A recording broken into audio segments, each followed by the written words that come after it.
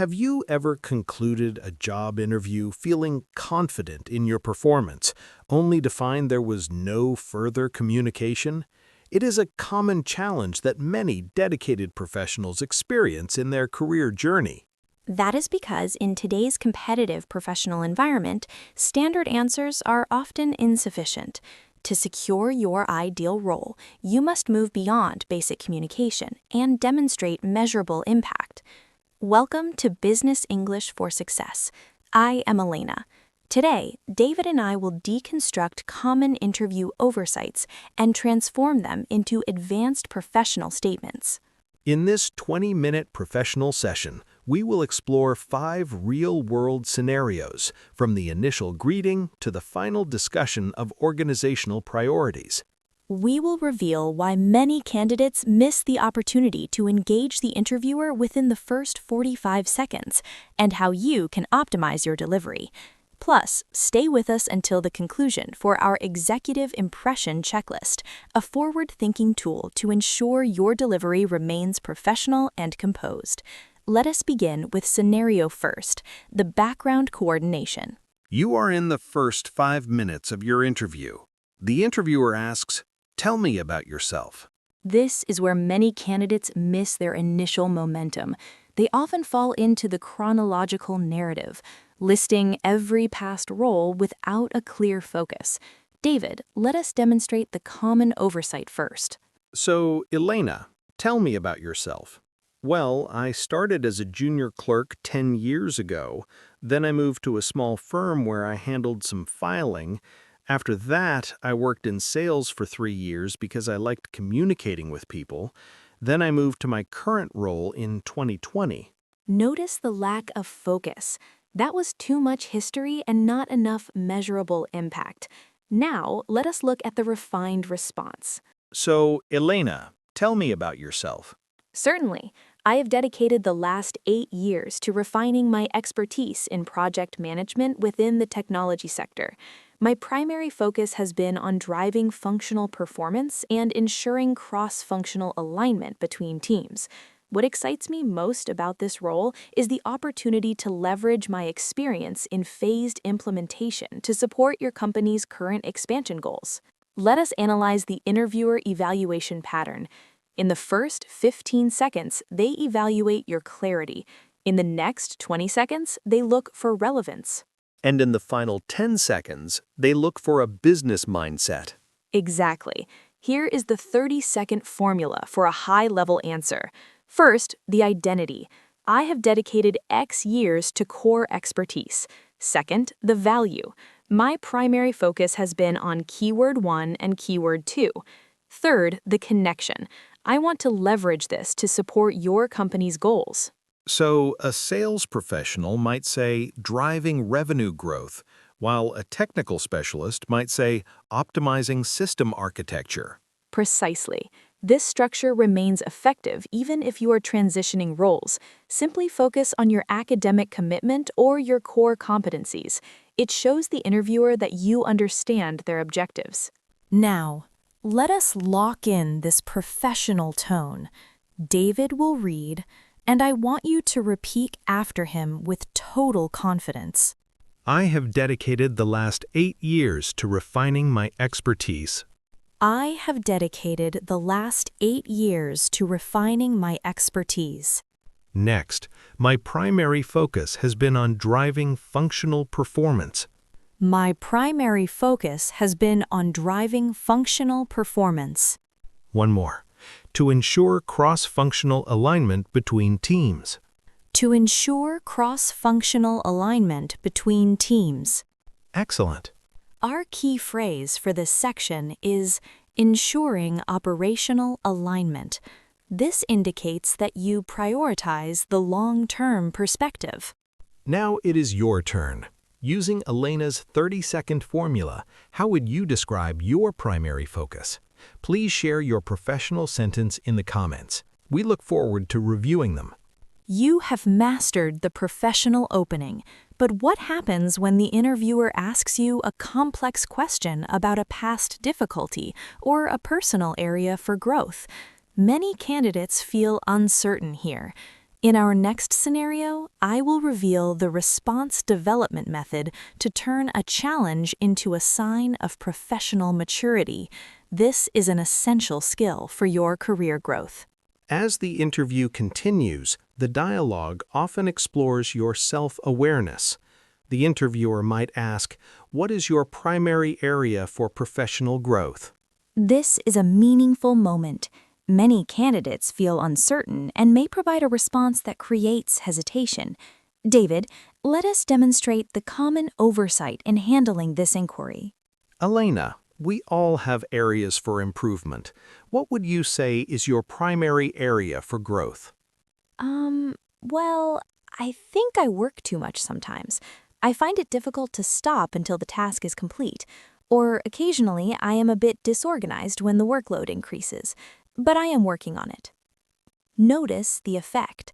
The first answer lacked specific evidence, and the second may reduce confidence in my organizational skills.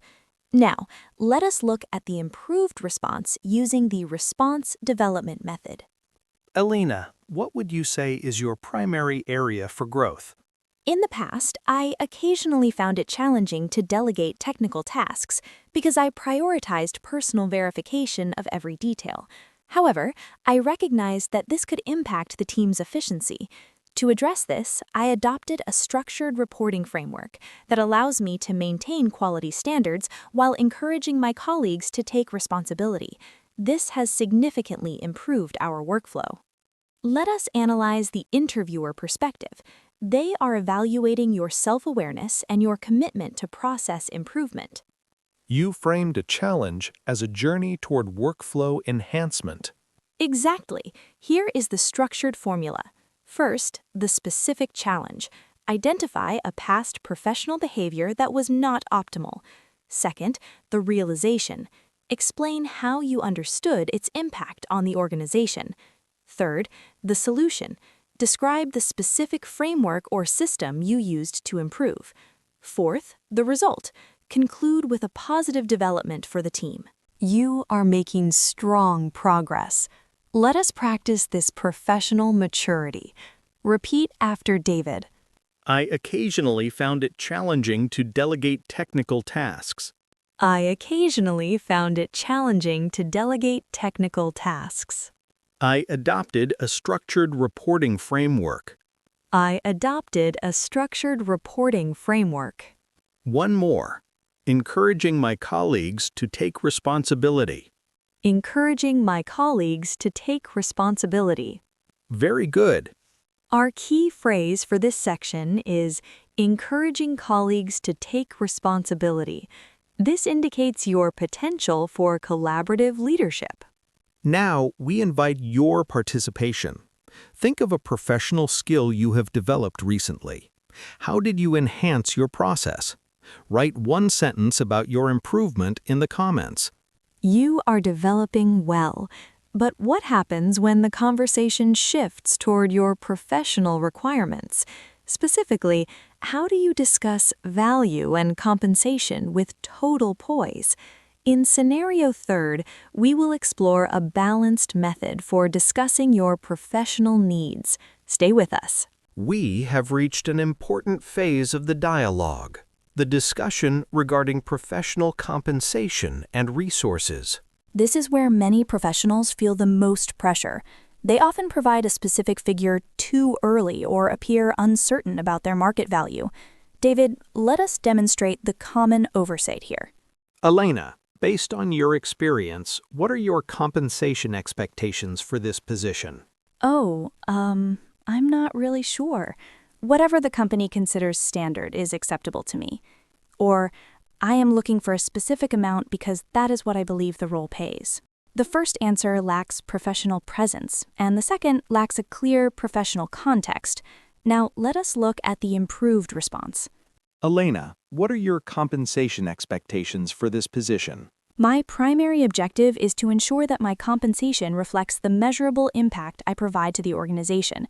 Based on general industry benchmarks for this level of responsibility and my professional track record, I am looking for a range that is consistent with the expertise required for this role.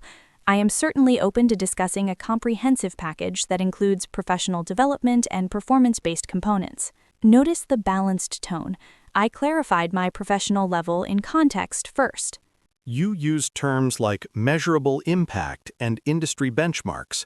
This indicates that you are a professional who remains informed about industry standards. Exactly. Here is the dialogue formula. First, the foundation. Connect your expectations to your measurable impact. Second, the evidence. Reference industry benchmarks or your professional track record. Third, the flexibility. Use the term comprehensive package to show you value the total professional offer. Let us practice these professional dialogue phrases. Repeat after David. My compensation reflects the measurable impact I provide. My compensation reflects the measurable impact I provide. Next, based on industry benchmarks and my professional track record. Based on industry benchmarks and my professional track record. One more. I'm open to discussing a comprehensive package. I am open to discussing a comprehensive package. Very clear. Our key phrase for this section is comprehensive package. This is a professional way to indicate that you value the total scope of the opportunity. Now it is your turn to engage. If you were to describe your track record in one professional word, would it be efficiency, collaboration, or reliability? Please tell us in the comments. We have addressed the introduction, the growth areas, and the value dialogue. But what happens when the interviewer asks, "Do you have any questions for us?" In Scenario 4, I will show you how to ask questions that prove you are thinking from a long-term perspective. This can enhance your interview performance.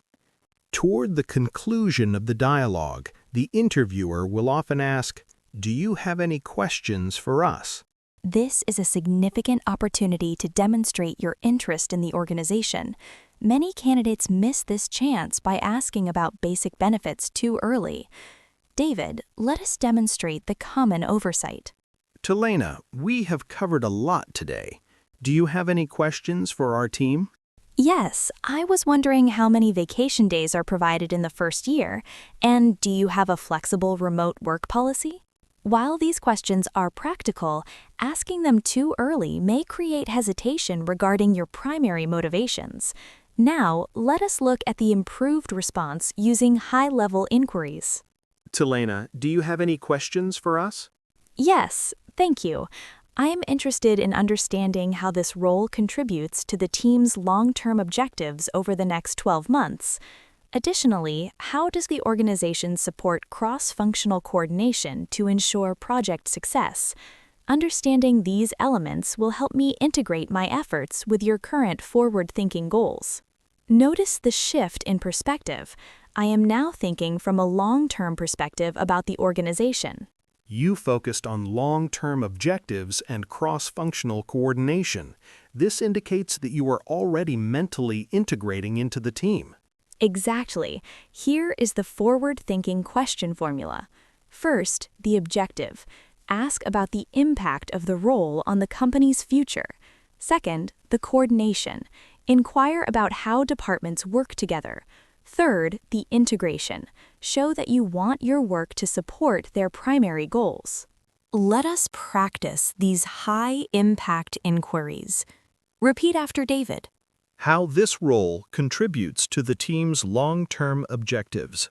How this role contributes to the team's long-term objectives. Next, how the organization supports cross-functional coordination. How the organization supports cross-functional coordination. Very professional.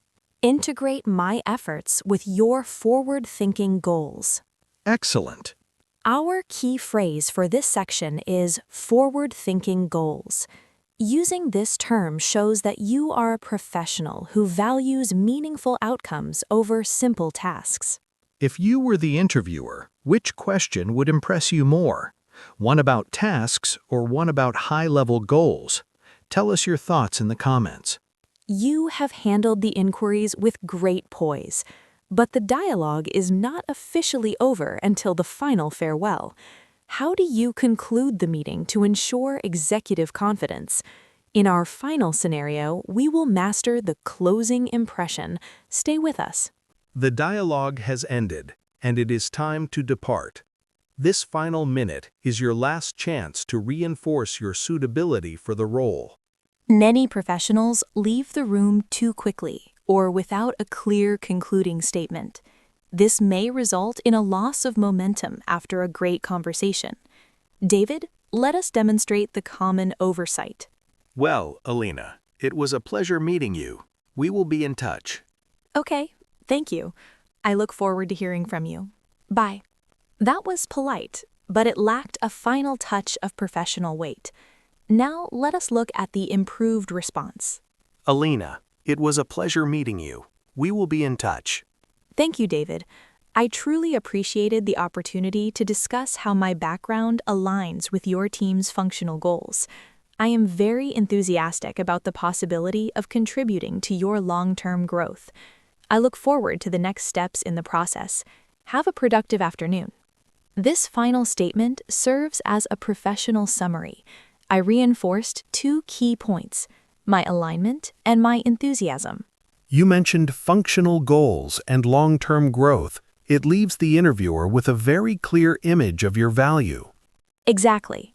Always conclude by, first, expressing gratitude. Acknowledge the interviewer's time. Second, reinforcing alignment. Briefly mention a key business goal discussed. Third, professional farewell. Use a polished closing like, have a productive afternoon. Let us practice this final moment of executive confidence. Repeat after David. My background aligns with your team's functional goals. My background aligns with your team's functional goals. Next, contributing to your long-term growth. Contributing to your long-term growth. Very well done. I look forward to the next steps in the process. Excellent. Our final phrase for this section is aligns with your functional goals. It is the perfect way to summarize your entire interview in one sentence. We have reached the end of our 5 scenarios. Which of these 5 situations do you find the most challenging? Let us know in the comments so we can help you prepare further. You are now equipped with the tools to transform your professional dialogue. But how do you ensure you stay organized during the entire process? Stay tuned for our final recap, where we will provide our executive impression checklist to help you finalize your preparation. We will be right back. We have traveled through 5 essential scenarios today, from the initial introduction to the final professional farewell. David, reflecting on our session, what is your primary takeaway for our viewers? I believe the most significant lesson is the shift from general conversation to operational alignment. In every scenario, you showed that it is not just about what we say, but how our words reflect our understanding of the organization's needs. Precisely. Let us summarize our 5 key professional pillars for today. First, the identity pillar, moving away from a long history and toward a future-focused summary. Second, the growth pillar, using the response development method to discuss professional development with transparency and logic. Third, the value pillar, framing compensation discussions around measurable impact and industry benchmarks. Fourth, the inquiry pillar, asking questions that prove you are thinking from a long-term perspective about the team's future. Fifth, the impression pillar, concluding with a professional summary that reinforces your suitability for the role. That is a powerful framework. I especially like the executive impression checklist we promised at the beginning. Should we share the 3 final points? Certainly. To leave a distinguished impression, always check these 3 things. First, your clarity. Are you using precise business English keywords like functional performance? Second, your poise. Are you maintaining a calm, professional pace even during difficult questions? Third, your coordination. Does every answer connect back to the company's goals?